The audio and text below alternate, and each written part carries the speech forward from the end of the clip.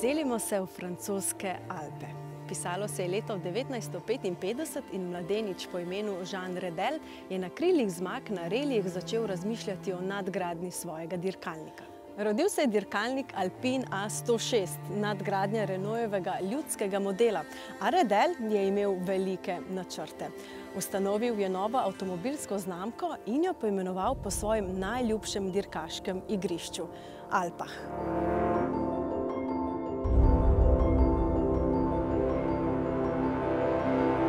Leta 1961 je luč sveta ugledal legendarni model Alpine A110. Ta majhen francoski kupe je Redelu prinesel svetovno slavo.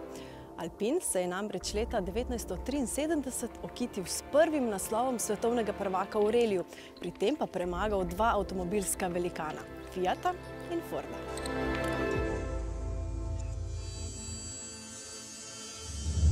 Ampak to je zgodovina. Danes bolj kot kdajkoli Alpine ponovno živi.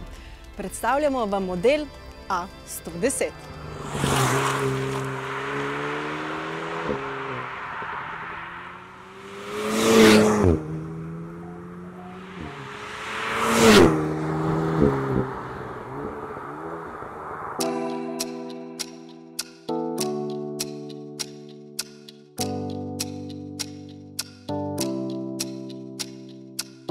Novi A110 je na slovenskih cestah prava eksotika. Poganja ga 1,8-litrski turbo štirivaljnik, ki ga najdemo tudi v športnem Meganu. Štirivaljnik iz Megana. No kaj pa je tukaj eksotičnega, boste rekli? Njegov položaj. Tukaj spredaj imamo prtljažnik.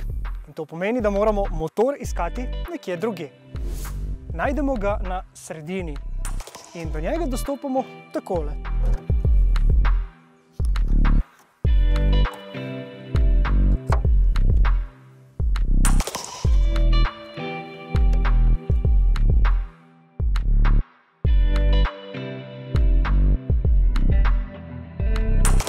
In ta motor poganja tale, zadnji kolesni par.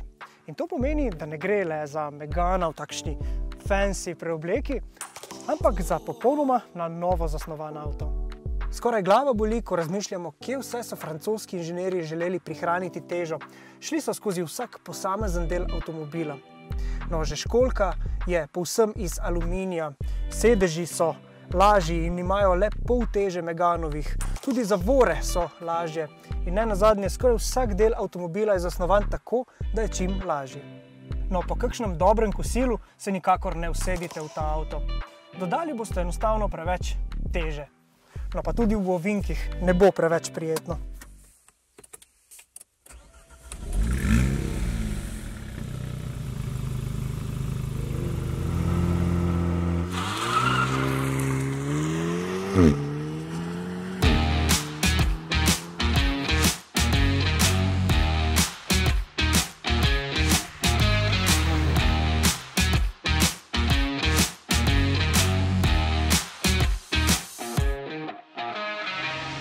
Masa avtomobila torej znaša le 1100 kg, ampak tega ne boste prebrali v prometni, ampak boste začutili sami v zavojih.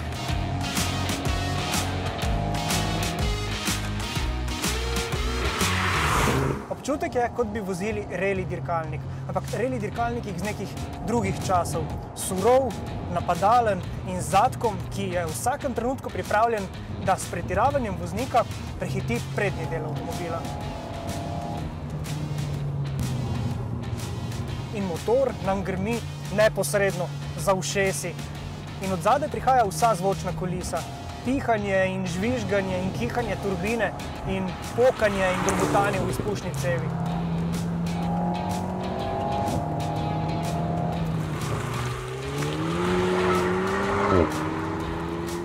In čeprav imamo nekaj konjev manj kot pri športnem Meganu, je ta avto še hitrejši. Pri pospeških je še bolj poskočen. No, ampak pri pospeševanjih bodite previdni. Če tukaj na volanu držite tipko Sport, pridete do načina Track in takrat se izklopi vsa elektronika. In takrat bodo ta pospeševanja večinoma potekala na počes. Le s težavo boste avto ohranjali v ravni liniji, no morda pa si tega sploh ne želite.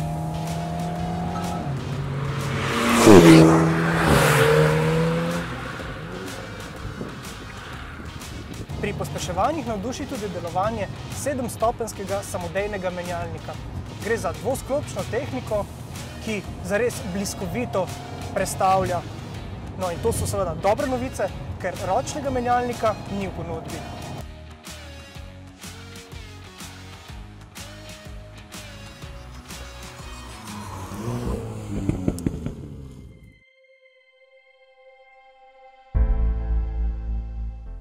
A110 pa ima tudi nežno plat.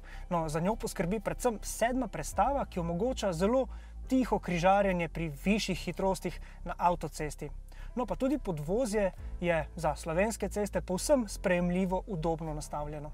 Če vas ne bosta zmotila dva mikro prtljažnika, v katera lahko pospravite recimo 2 banani, mikro odlagalna mesta v potniški kabini in pa vstopanje v vozilo po meri olimpijskih prvakov v gimnastiki, potem bi lahko bil to celo avto za vsak dan.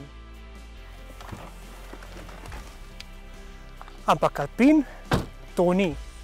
Seveda, to je avto za športne užitke. In ne nazadnje, ta avto bo na zemljevidu avtomobilskih klasik v naslednjih desetletjih našel čisto posebno mesto. Garaža znamke Alpin bo namreč v prihodnje obsegala le 100% električne avtomobile. Ampak za tem avtomobilom še vedno diši po bencinu. In če kdaj se ob testih takšnih avtomobilov spomnimo, kaj je tisto, kar pravim avtomobilskim sladokuscem dviga kocine? In kaj je tisto, kar te kot majhnega otroka z velikimi očmi pripelje pred vrata religije, ki ji pravimo avtomobilizem? To je tisto.